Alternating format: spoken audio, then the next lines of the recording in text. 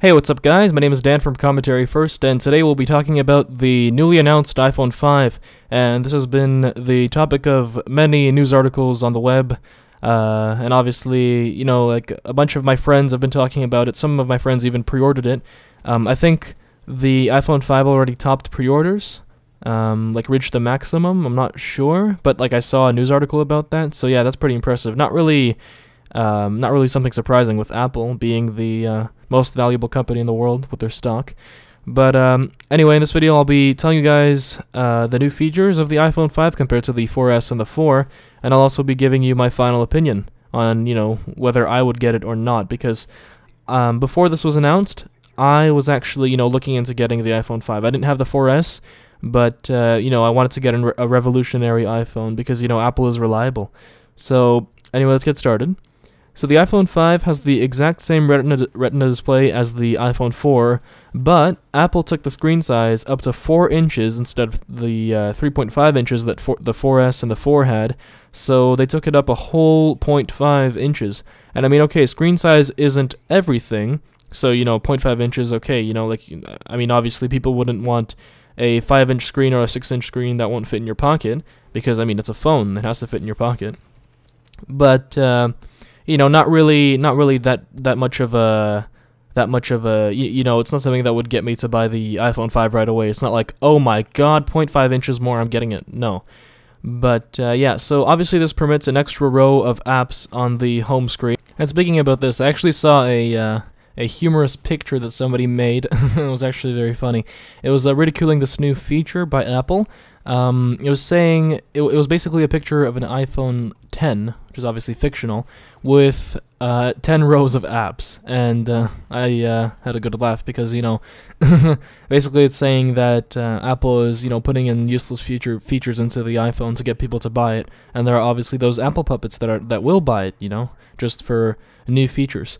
But Despite this new 5th row of apps, the screen is still smaller than rival Android devices from Samsung and from HTC, etc.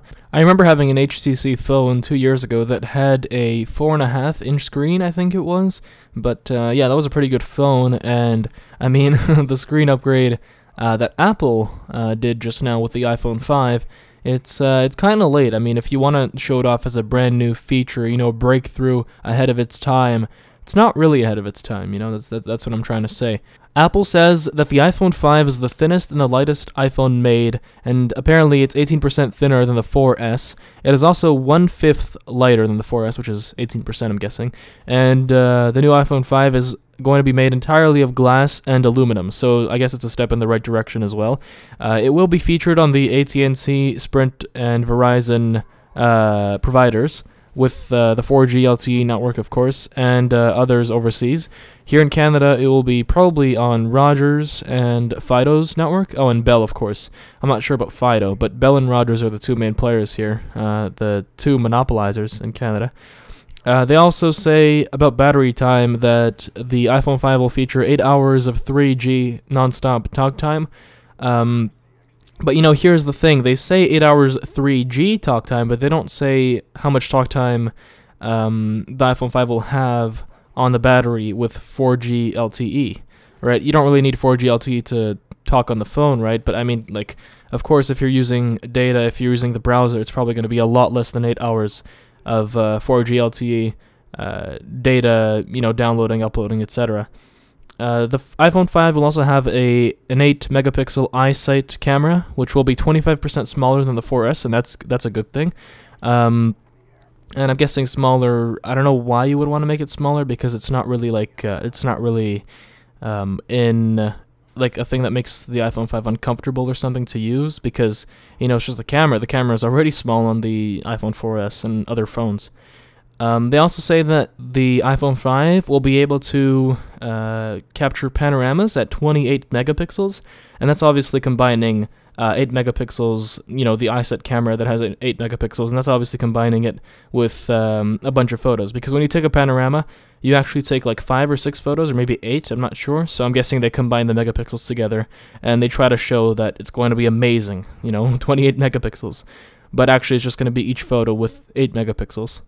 The iPhone 5 will also feature the new iOS 6, which will feature 200 new user features, but mostly just upgrades to existing apps. So when I looked into it, the demo of the iOS 6, it's just like, new features and upgrades to existing apps. It's not really anything breakthrough, like I said, and overall, like, the features that I listed are really nothing breakthrough. They're just like upgrades. It's just like the upgrade from the 4 to the 4S, I don't know, like, maybe they should have made it like the 4SS or something, or the 4, I don't know, it's kind of a lame name, but, it should have been like an upgrade to the 4S and not an entirely new model like the iPhone 5. That's what I personally think.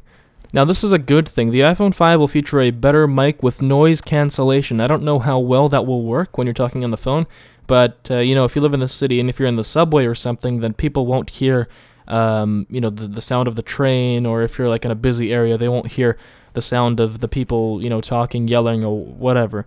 And, obviously, until the phone actually comes out, we won't see how well the noise cancellation will be, but considering it's Apple and considering they're, announcing this new feature boldly like this, I'm guessing that it will be good. The noise cancellation will be good. Now, to be honest, this feature I thought was completely unnecessary, and this they just put in, just to make more people, believe that the iPhone 5 is a breakthrough, ahead of its time phone. And they actually made new earphones called the EarPods, and I kind of laughed when I saw the picture. They say that they fit better and have increased durability, and obviously that would be expected with new earphones. But that's just a feature that, in my opinion, that they just put in there just to make more people buy the iPhone 5, to make it sound better than it actually is. They also say that it will have better acoustic quality, but they never talked about low frequencies, and they never said anything about bass. So those bass junkies, yeah, you're not gonna really see any improvement with the new EarPods. Kind of a funny name. But, so you're going to have to stick with your Beats by Dr. Dre, or with your Sennheisers, or with whatever you use. The iPhone 5 will be available in white, black, or slate colors, and that's just like the standard. Usually that's what it was with the 4S and with the 4 and with the other ones as well. The pricing is steep, but, it's Apple, and this is expected with them.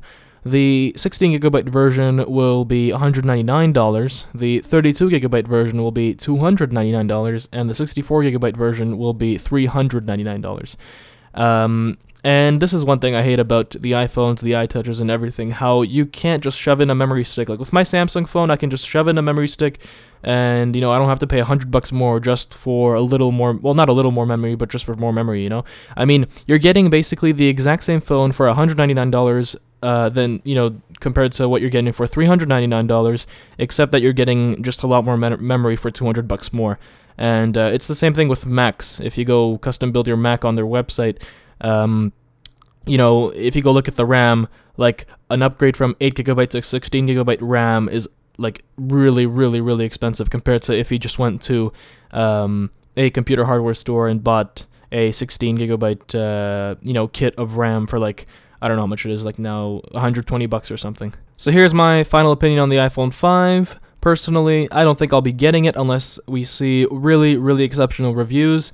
I personally think, like I said many times, that they're making the iPhone 5 sound 10 times better than with the new features that they announced than it's actually going to be. But of course, Apple, with its amazing advertising, will fool a lot of people that will become Apple puppets, or the existing Apple puppets that will, keep buying their products, and Apple will remain with a high stock and, will remain being the most valuable company on the planet. But I don't know for how long, I don't know how long they can be playing this game for. But anyway, guys, thanks for watching. This was DanTheGreatHD with CommentaryFirst. Subscribe for more videos like this. I'll see you around.